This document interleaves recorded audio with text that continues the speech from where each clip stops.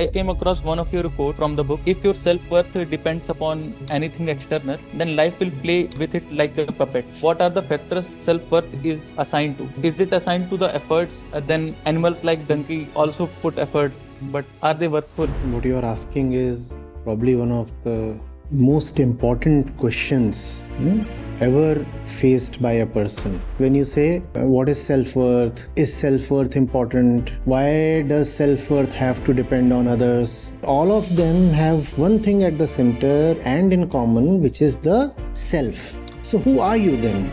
Then I have no answer. And if I do not know who I am, what am I attaching worth to? Sir, I'm also like other human beings that are also living in this planet. Yes. I must have some values. Instead of talking of worth, shouldn't we first talk about self? Now you tell me, what is self-worth? I associated myself with some things in environment. Now I am associating worth to those values. But you will be all full of concepts. Doesn't it happen in the campus? Your CGPA, your JE rank, and later on the CTC, that starts determining your worth. That was the main reason I asked this question. So why do you think packages determine your self-worth? Sir, money is a necessity. So how do you know money is a necessity? Hello sir, I am Harshit Pandey. Hello. I am second year B.Tech student at IIT Kanpur. Sir, first of all, it is a great pleasure to talk to you. Sir, my question is mainly about self-worth. I want to know that is self-worth a genuine concept or just a egoistic or narcissistic way of assigning value to insignificant human beings? And if it is real, then how one can measure it and how it is defined? I also came across one of your quote from the book. If your self-worth depends upon anything external, then life will play with it like a puppet.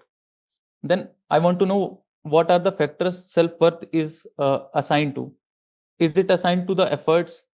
Then animals like donkey also put efforts, but are they worthful? And the second question is that can a person's worth exist independent of others' perception?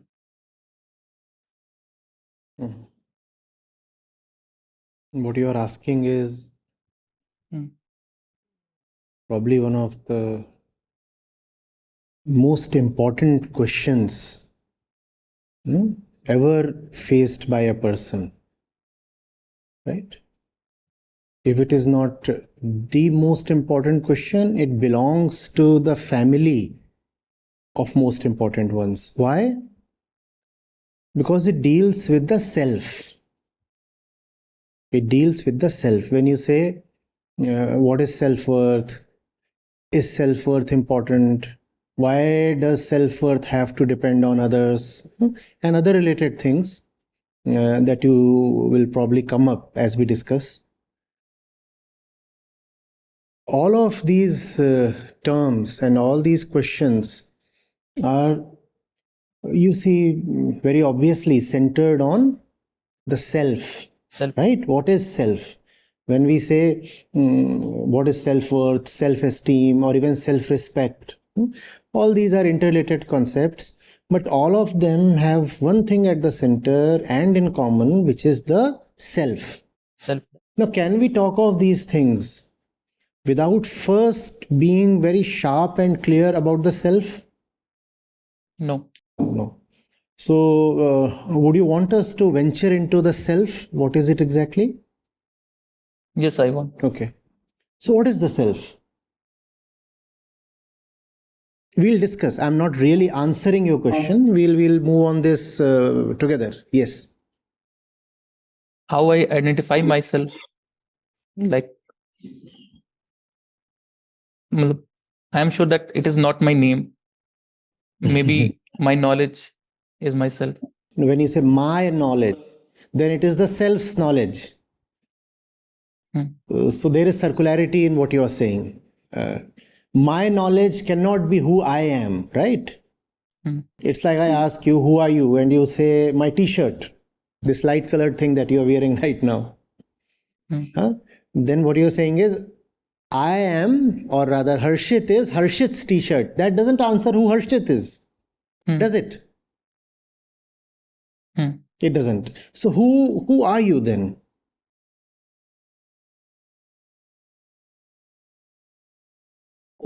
Then I have no answer.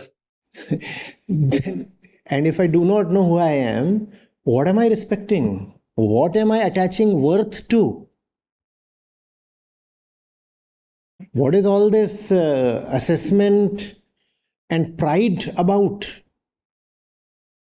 If I do not know who I am and I say I have a lot of self respect, what exactly or who exactly am I respecting? Similarly, self worth. Yeah, please. Sir, I'm also like other human beings that are also living in this planet. Yes. I must have some worth, right?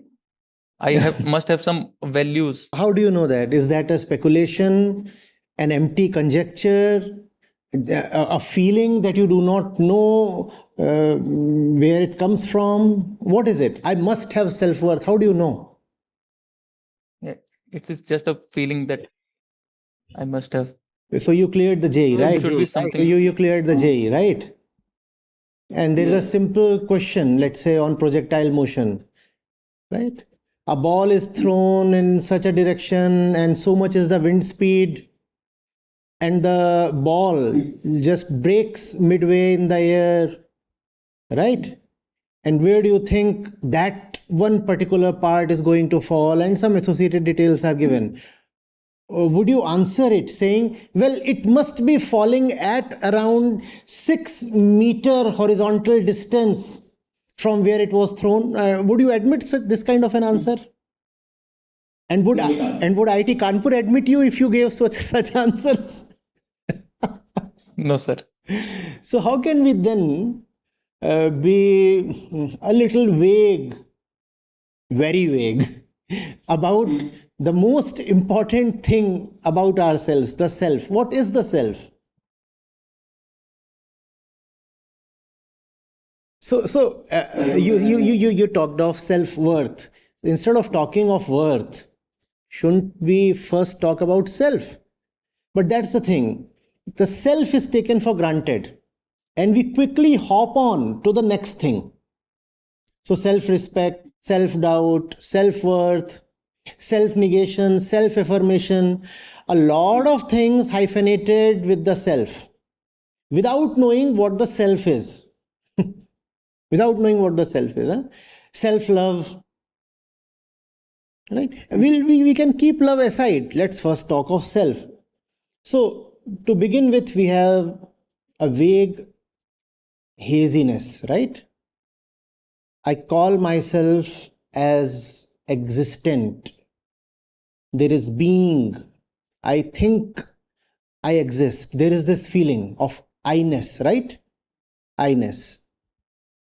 Till this point, I think we are safe. We are, I think, on solid ground. Yes, as you said, there are so many people and all of them feel something. So, this I feeling is common among all living creatures. Do we agree? Do we see that? Yes, sir. Yes, now. Next thing, creatures, at least of our species, never just say I. They also rarely say I am. They say I am A or B or C. Do you observe that? Yes, we do. Yes, sir. So, this self thing seems to be always predicated on an A, B, or C object. The self is dependent on something else, right? We associate ourselves with something. With something. You had used the word identity. Yeah, as you begin your question, you had used that word. So we are always identified with something, and those identities are very fluid, they just keep changing. We can observe that. Not just over long periods of time, but even over micro periods. We are creatures of changing and fluid and several identities at once. Now, where do these identities come from? If I say I am A or I am B, is that internal? Because I am talking of I, and I is supposed to be the most internal, most central thing to my existence, right? I exist. So existence and I are the same thing. Yes. Yes, you agree? See, so this A, B, and C, these A, B, and C, are they too internal? They are external. They are external. But this internal thing takes its being, its existence, its sustenance, its very body from something external. And how does that happen? How do you become A or how do you become B? If a society values A, then I try to associate myself with A. Right. And even if it does not value A, sometimes you find yourself helpless, don't you? It's not always even about the society. So often it's about the body. I mean, I am male. The society has hardly anything to do with that. The body gave you that, right? And there are a lot of things, as you said, that come from the society. So, for example, I'm smart, I'm handsome, I'm rich. That's a social concept, right? All my friends say I'm very sharp. So that again is obviously social. So be it physical or social objects, what we can clearly see is that they are not internal. And we say I is internal, but this internal thing is so helplessly dependent on external things. Okay.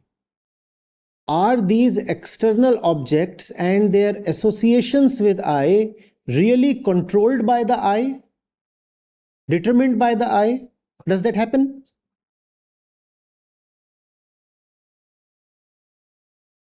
Why not? They can be controlled by I. They, what did you say? They can be controlled They by. can be, yes. They potentially they can be. But does that happen?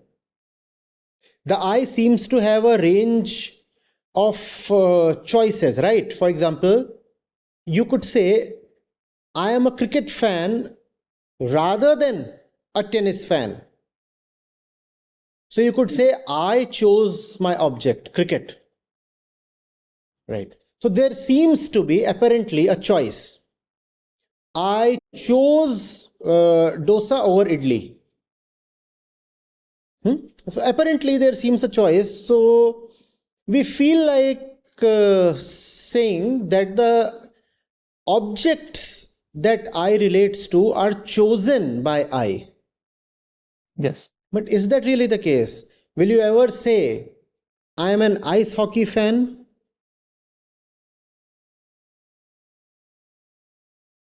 Will you say that? I don't understand. Sitting where you are as a student at the Indian Institute of Technology, Kanpur, how likely are you to say that you are an ice hockey fan? I will not.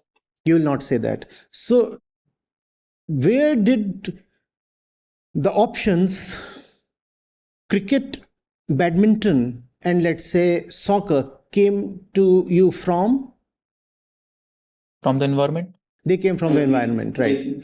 So, this I then is very helplessly dependent on the environment, except that it seems to have some kind of narrow choice in choosing what the environment throws at it. For example, your environment can offer you, let's say you are a South Indian. Your environment can offer you, I'm giving a very cliched example, but bear it. Your environment can offer you dosa, idli, vada. And you say it is my free will, my choice to go for dosa. But the thing is, this choice that is being offered to you is a function of your environment. The environment has set very clear boundaries and it will not allow you to go beyond them. You are unlikely to say that it is French food that you love the most, or Russian, or Manchurian, or Korean. right? Or Brazilian? Unlikely. So can we say that more or less the I is borrowing its life itself from random circumstances? We can say that I is the product of our environment, right? Our environment there, and the environment is not something that you control, right? Environment is random. Yes. Environment is a random variable, right? Yeah. You do not choose the place of your birth, the time of your birth, your family, your parents, your economic conditions. We do not have a choice. You don't choose your gender. In fact, you do not choose even to be born. Right? So the environment is a random variable. And the I is helplessly dependent on the environment. Right? So everything that I has is actually a function of the environment. In the worst case, in the worst case, potentially something else might be possible. We'll come to that. But in the worst case, which is unfortunately also the most common and frequent case, the self is hopelessly dependent on the environment, which is a random thing. Right. Now, who is the one going to have self-worth? Name the entity. The self? I. The I. So the I will be assigning some worth to itself, and that we call as self-worth. Right. But the I is nothing but its associations or dependencies on the objects around itself. So the I actually has no free existence of its own. Even the way it assigns worth would have been absorbed by it from the environment. So the environment is telling the self how to accord worth to objects of the environment. The environment is telling the self, or rather, the environment is providing the metrics to the self, the algorithm to the self, through which this self, like a slave, will now attach values to objects in the environment. Now you tell me, what is self-worth? So it is like I associated myself with some things in environment. Now I am associating work to those values. You are not there at all. There is just the random flux all around you, and that flux has programmed you how to assign worth to something. Even your criteria are not really your own, right? So what is self-worth? Now I don't think it's a real concept. How can self-worth be real when the self is unreal? But you will be all full of concepts, and those concepts you have absorbed from the atmosphere, right? If you read widely, if you go into the history of the world, particularly the various cultures since ancient times, you will be astonished, firstly, and then amused at the diversity of things different people at different times have found respectable or worthwhile.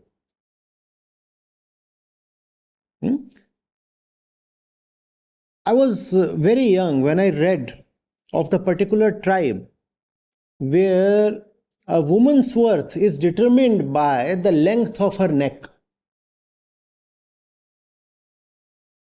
So when she is a small girl still, they'll put these rings round her neck. As she grows up, the neck widens, but the ring won't allow it to.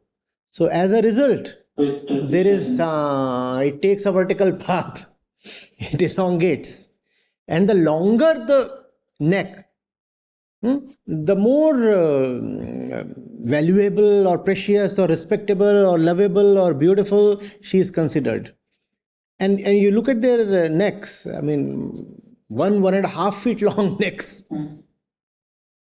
or the length of the ears, or and 100 years later, two other people like you and me might be conversing, and just as today we are astonished that somebody's worth could be determined by the length of her neck. 100 years later, somebody might be wondering how somebody's worth can be determined by their JE rank.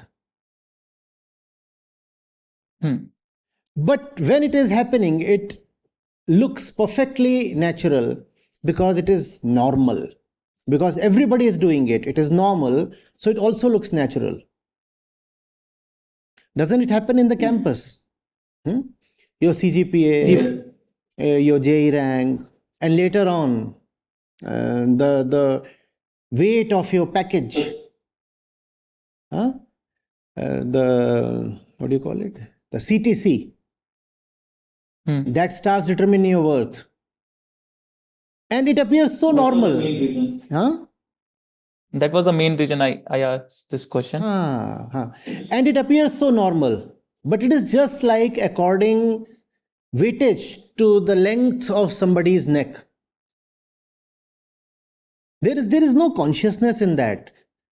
Nobody knows why that is important at all. It's just that it is trendy. And if you'll ask them the reason, all the reasons that they'll give will circle back into themselves. The logic would always be circular. And circular logic is sham logic. Or they'll come to a point where they say, oh, but this is obvious, is it not? No, nothing is obvious. Show me. And they'll not be able to show anything. Just a bundle of belief, empty belief that they have absorbed from the environment. Sir, can you give an example when it becomes circular? So you start with this, the topic that concerns you so much, the packages. Yeah, you start with this. So why do you think packages determine your self-worth? Sir, money is a necessity. So by getting a good package, I will get money. Okay. So how do you know money is a necessity? Sir, for basic things also, we need money. Yes. Yes. But there is no company that comes to your campus that doesn't offer a package bigger than the basic necessities that you have. So that is always taken care of. That we need not even talk of. Basic necessities are like food, shelter, communication, commutation. These are your basic necessities, right? I don't think good quality of life. Now, how do wait.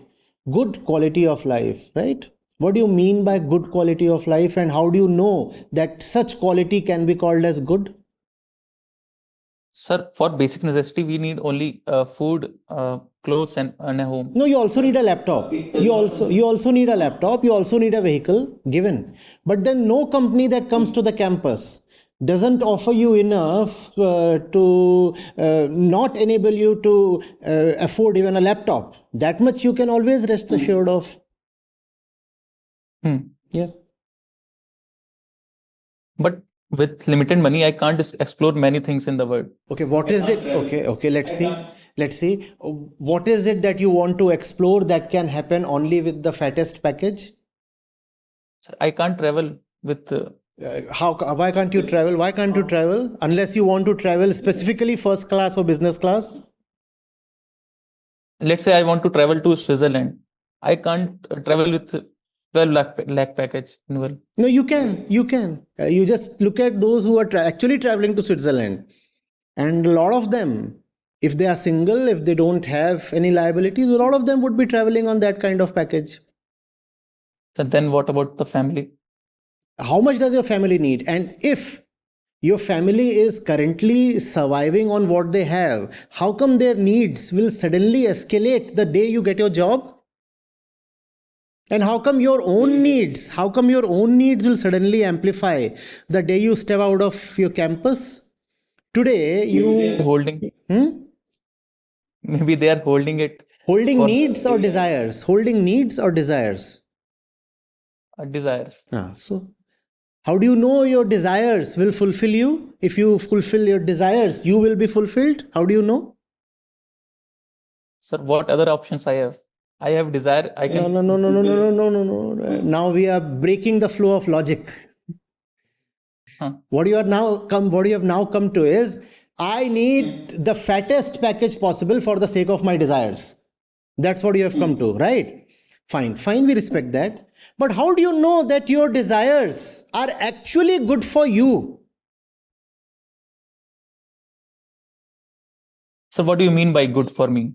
Why else do you have desires? If I tell you your desires will kill you, will you still have those desires? No, I will No. not. So you maintain desires, you respect desires, you invest in desires only because you think that fulfillment of desires will be good for you, right? Huh, How do you know that?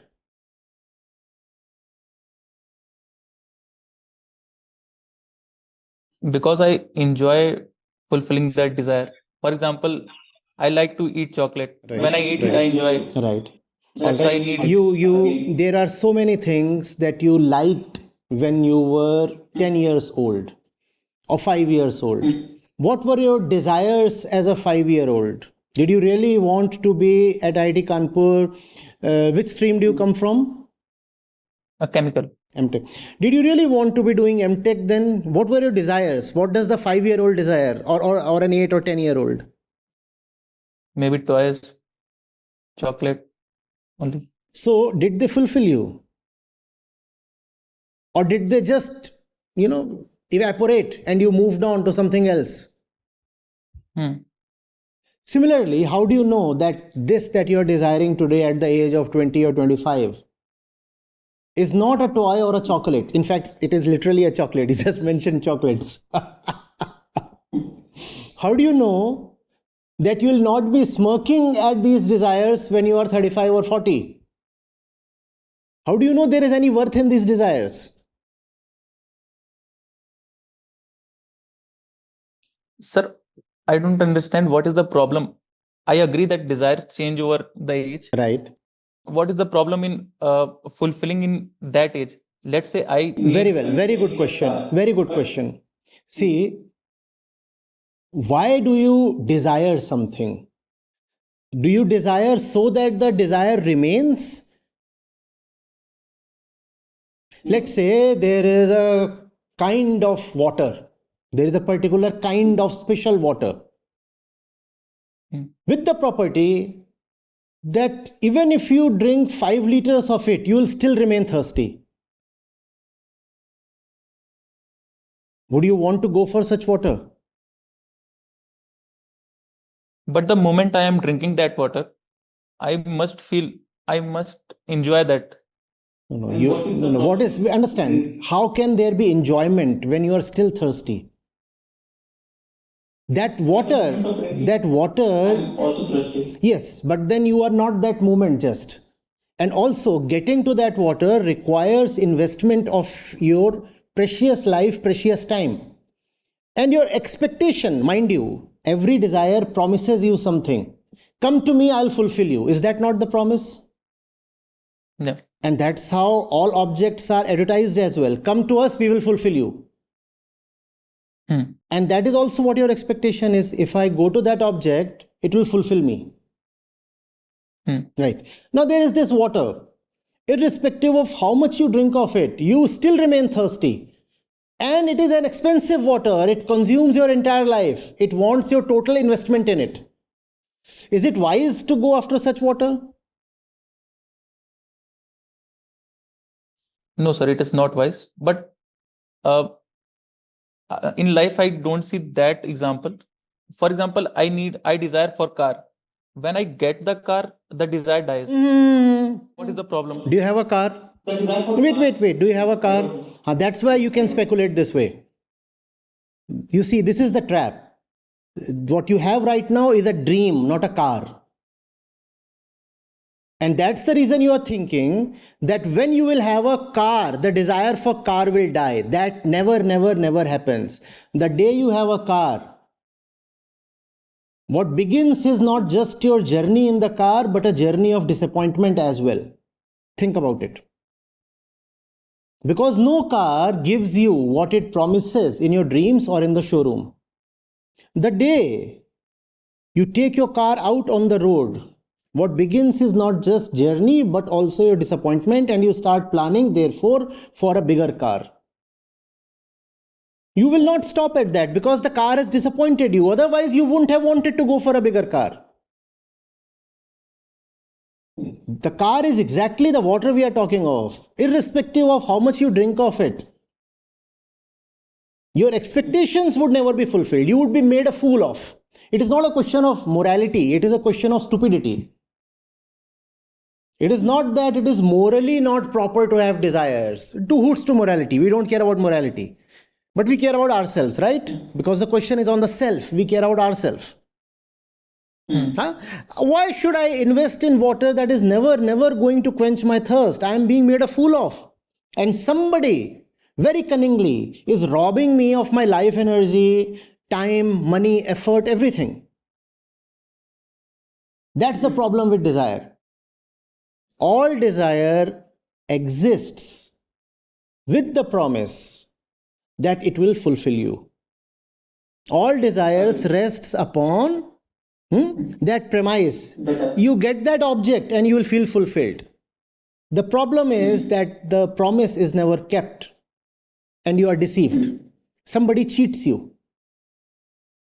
All objects are great but only in the future. Like the car, that you talked of. It is a great thing to dream of. But the day you find it rolling out on the streets, you are already thinking of something else. And is that how one wants to live? An infinite progression of just dissatisfaction, where you are internally dissatisfied and externally being looted? You don't get the car for nothing, right? You earn for several years and then you go and give your hard-earned money to somebody, and what you get in return, or you should get in return, is the fulfillment of a promise. But the promise is not kept. The car doesn't give you what you want from it. Agreed. Are you getting it? Yeah. So now we come back to the self then. Well, as if it is ever possible to go too far away from the self. But nevertheless, return to the self. So there is this self. And this self, whatever it is a desirous entity. You have captured that very well. This self is another name for desire, because there is no moment when you are without desire. Conscious desire, subconscious desire, big desire, small desire, one desire, many desires. It doesn't matter, but you are always desirous, right? Right. So what does this self then think of itself? Try a bit of reverse engineering. If you have always found the self desirous, what does the self think of itself? To associate with other things. Yeah, but that's about other things. If I'm always desirous of other things, what do I think of myself first?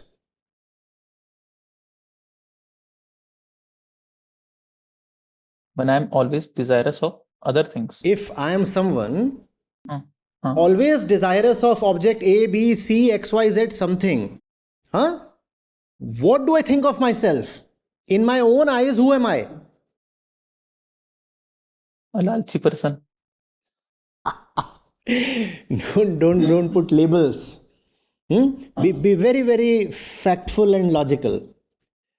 So there is this entity that is always craving for this something somewhere, real or imaginary, doesn't matter, but this entity is always craving for something. So what does that tell you about the nature of this entity? Dissatisfied. Dissatisfied. Very well captured. Incomplete, can we say that? Yes. And therefore it thinks of all those objects as candidates that will bring it Satisfaction. or completion, we may say, right? So that's what the self is in its own eyes: an incompleteness, a hollowness, a restlessness, a perpetual dissatisfaction. That's what the self is. A constant dissatisfaction, a constant feeling, I am inferior, I'm not worth it, I'm not enough. That's what the self is. And the more incomplete, the more restless, the more inferior and little and petty the self takes itself to be, the more it will crave for all these objects it sees. Right? Yes, sir. So in its own eyes, the self is a hollow, an incomplete thing. By its own admission, the self has confessed that I am a hollow, I'm an incomplete thing. Now, if that is what the self is, tell me, what is self-worth?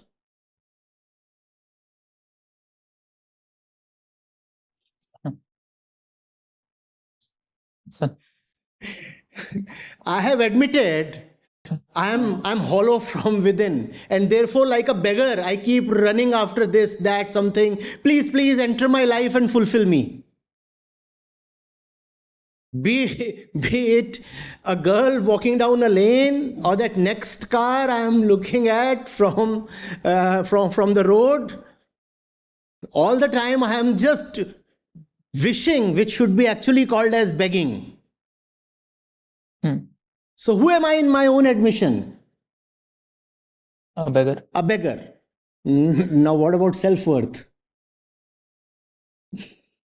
Maybe just deceiving that these things have fulfilled my incompleteness. Lovely. So what we have come to is, as long as we operate as the ordinary self, the self-worth is bound to be not just zero but negative. We will remain beggars in our own eyes. And if you are a beggar, then you are controlled by your masters. Aren't you? Aren't you? So very proudly you say, I am Harshit, a student of IIT Kanpur, and that's what defines me. Tomorrow, some random circumstance, some chance event, something in the environment, and the institute chucks you out. You will crash. Because now you have tied your self-worth to a master, to an external master. Right? And that's what happens to most people. They have nothing within except a hollow, a vacuum that they are desperately trying to somehow fill using all the objects of the world. Just that the attempt will never succeed, because the attempt rests on the premise that I am actually hollow. And this premise, this assumption, this supposition is never tested at all, because our education does not teach us how to. So we begin with this: I am the self, and I am always hungry, always hollow, always dissatisfied, always incomplete. Can I have this? Can I have this? May I have that? This one, please. Hello. Please. Can you? That's her situation the entire life. So there has to be like zero or negative self-worth.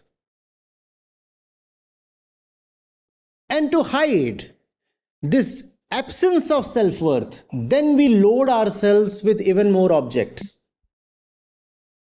Because there is a deep inferiority complex within. Because there is a deep void within. So we load ourselves with gadgets of all kinds, with displays of all kinds, with performances of all kinds. You deck up your CV, you ostentate, you just keep showing off to this and that. See how much I have, and all this that you are showing off to others or even to yourself. It's not just others that you show off to. Often you show off to yourself as well. I'm now convinced I am a big man. Why? Look at my watch. This, yeah, please. Sir, then nothing in this word is worthy enough. The word worthy itself is not a genuine word. I'm yet not too eager to come to worth. I'm still on the self. Okay. Stay on the self, huh? That's what all wisdom is about. Stay on the self. So, I'll do then everything to somehow borrow some worth from the world. Why? Because the self feels impoverished. The self feels just so petty, so miserable, so ashamed of itself that it has to take this, associate with this, take names, say I belong to that association, or I hold this great post now, and if that post is not there, then I'm nobody. That's the situation, right? And this kind of, well, how do you like this situation? Do you enjoy this situation? No, I don't like this. Oh, you don't like this. Wonderful. That's a crisp admission. Lovely. We don't like this situation. Any honest person should actually never like this situation. But to clearly say, I don't like this situation, you require some boldness, some honesty. So yes, well done. You admitted nobody should like this situation where you are just dependent on so many worldly objects. If you don't like it, then you will ask, from where does this situation arise? Now we look into it. I think that will add value to me because, first of all, I have believed that I lack value in myself. Think of it. You want to add external value to yourself through some object only when you, first of all, deeply believe that you lack value in yourself, right? So this incompleteness, this hollowness, this dissatisfaction that we talked of as being intrinsic to the self, what if they are all suppositions? What if they are just beliefs that the self has borrowed about itself from the environment? Maybe the environment, the first thing it tells you is that you are incomplete. And later on it tells you, now that object A will make you complete. Maybe without first telling you that you are incomplete, you could not have been persuaded to rush after or beg after object A. Isn't that logical? If I already feel full, will I rush after something? No. So, this helplessness, this disgrace, this indignity, this misery, this condition that you said that you don't like and nobody should like is all because, first of all, we have been made to feel incomplete about ourselves. That's a defining characteristic of the self. It feels incomplete about itself and lonely and afraid, right? And therefore it has to associate with this in a dependent way. In a dependent way it associates. How do you know that this incompleteness is, first of all, real? How do you know?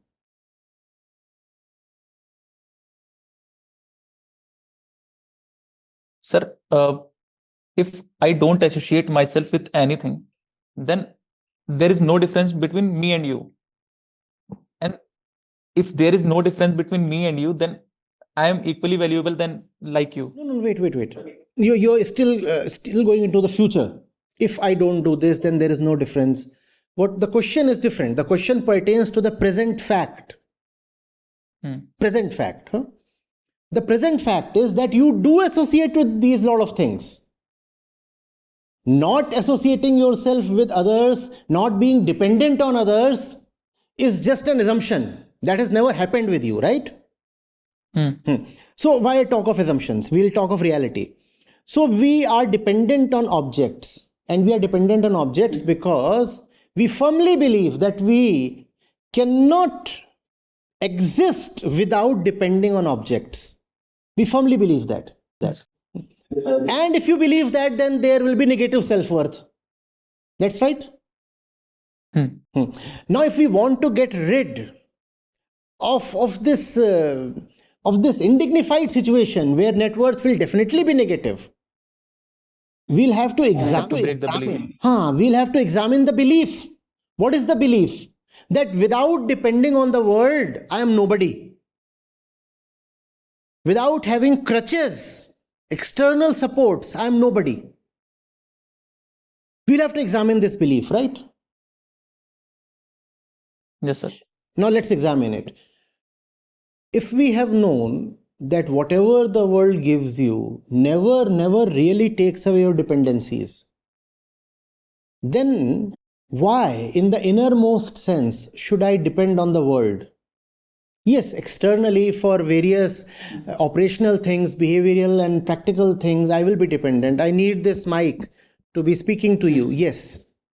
But why should internally, as a question of the self, I be dependent on this mic or that gadget or this person looking at me from that screen? Why should I be dependent? Why can't I internally be totally free of whatever objects there are? And from that freedom, now if I speak to you, is that a problem?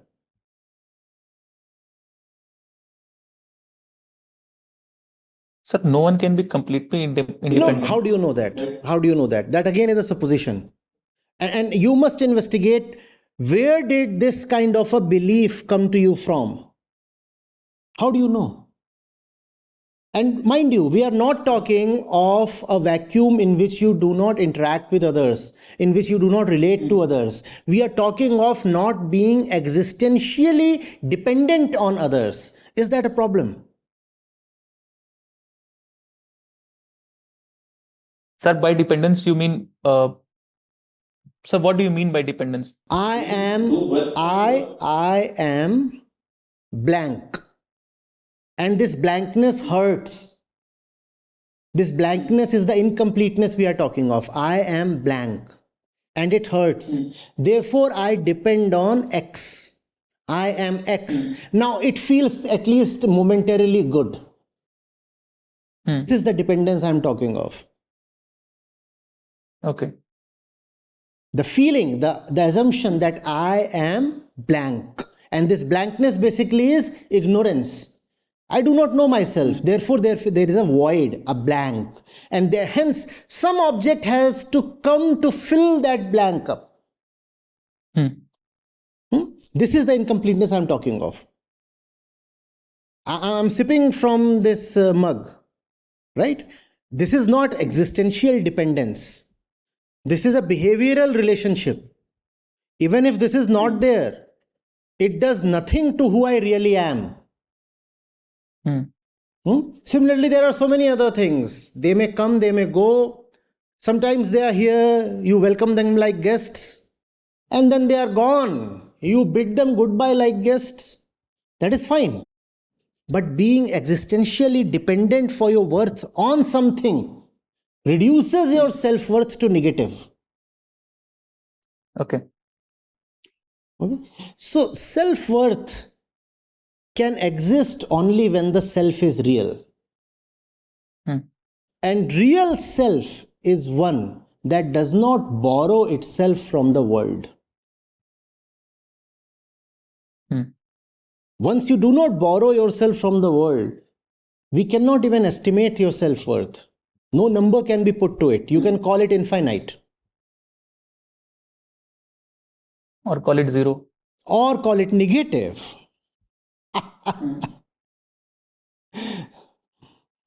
Yes, you're right. You can call it infinite or call it zero. Zero in the sense that it cannot be captured in a number. Because all numbers are, after all, finite. Yes. So to have any self-worth, first of all, you must have clarity about the self, and that clarity clears away the blank.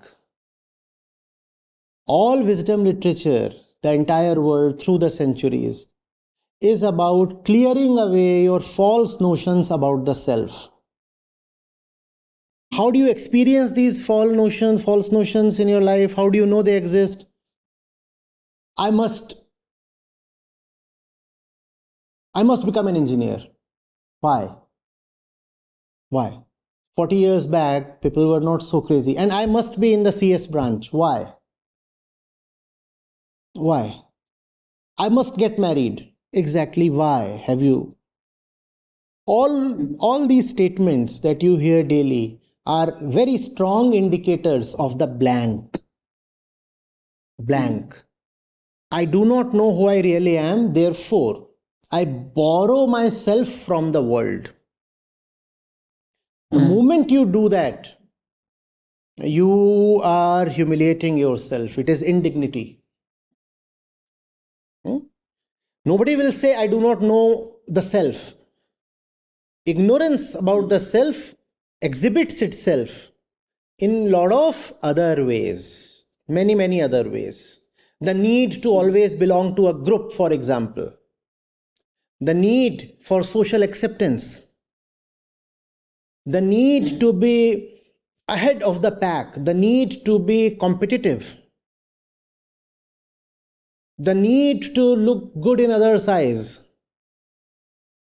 The need to be seen as successful.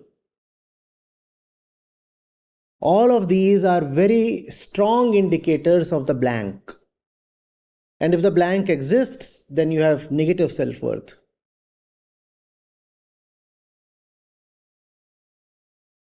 Have you been together? Yes, sir. Or did I miss you at some point? No, sir. Okay. I can't expect any better answer. I'm glad.